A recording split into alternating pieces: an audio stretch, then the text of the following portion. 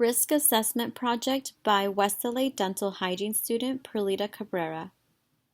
For this risk assessment project, I will be covering the medical assessment, periodontal assessment, dental hygiene treatment plan, the treatment progress, patient education that will cover oral hygiene instruction as well as nutritional counseling, and our conclusion. So who is our patient today? Our patient is a single 24-year-old female of Asian ethnicity. She is currently a full-time dental hygiene student. So upon reviewing my patient's medical history, there were no current or past systemic health concerns, no medications taken, prescribed or over the counter, wears contact lenses, and has a mild peanut allergy. Her baseline vitals were within normal limits, and her BMI was 21.3, which indicates a healthy individual based on height and weight. So with all of this assessment, I would classify her as an ASA2 due to her food allergy. So let's get started on the periodontal assessment. Here are some intraoral photos in which we can see the Engels classification, which I classified as an Engels class 1, and her gingiva. We can see that it is fairly in good condition, very healthy, pink, firm, stippled on the attached gingiva for both maxillary and mandibular, and as well as pink, soft, some knife edge papilla, and some localized premolar region blunted papilla for the free gingiva on the maxillary, as well as on the mandibular free gingiva. Now let's take a look at some numbers. Plaque index was 33%, marginal bleeding index was 11%, probing depths were generalized 2 to 3 millimeters, and localized 4 millimeter pocket depths on mandibular molars and maxillary right molars. Some furcations were identified. There were 4 areas. These 4 areas were classified as class 1 and class 2 furcation. Recession areas were 1 to 2 millimeters, and no mobility that was not within normal limits was identified. And including the radiographs that you will be able to see on the next slide, I have come to the classification of AAP as stage 2 periodontitis for this patient. Now let's take a look at her x-rays. Her x-rays show great evidence that support our AAP classification. There's horizontal bone loss and some vertical bone loss.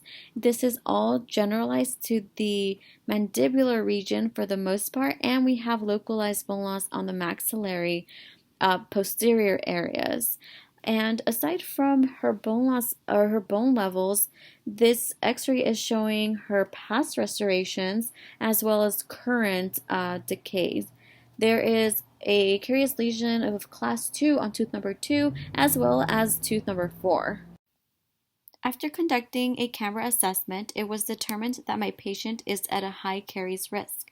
And after carbohydrate and sugar exposure analysis, it was determined that she is exposed to 127 to 146 minutes per day on average to acid production below 5.5 pH.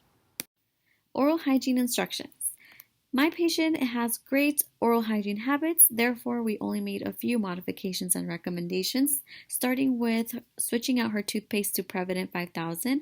This way she will get more fluoride protection against caries. We also recommended to switch out her manual toothbrush to an electric toothbrush with a soft bristle head.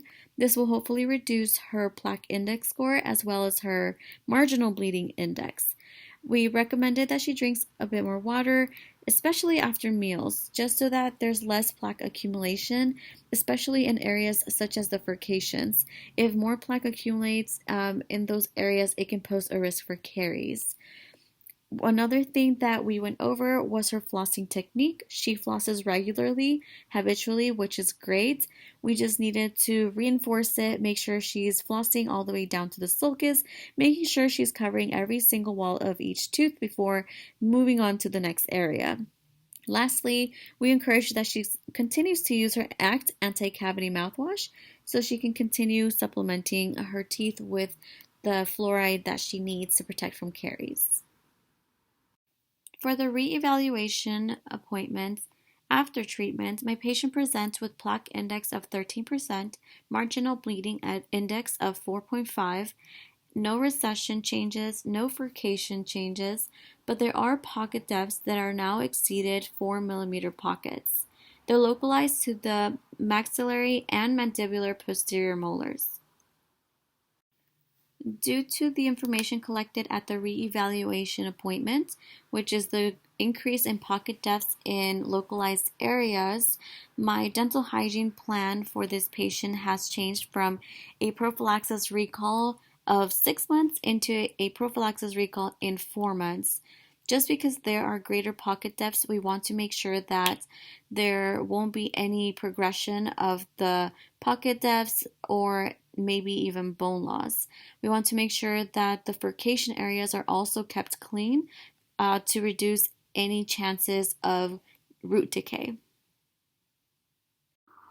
So in conclusion, this patient is considered a healthy patient and etiology of her periodontium health is unknown, though I believe that the causes of her bone loss, furcations, recessions were caused by past poor oral hygiene habits. The possibility that she did not have adequate fluoride to protect her teeth from caries is also a culprit of her current high caries risk. I found this case to be simple but now mysterious since I do not know 100% sure what the etiology is. I am also finding it interesting but concerning that there are now greater pocket depths than at the initial assessment.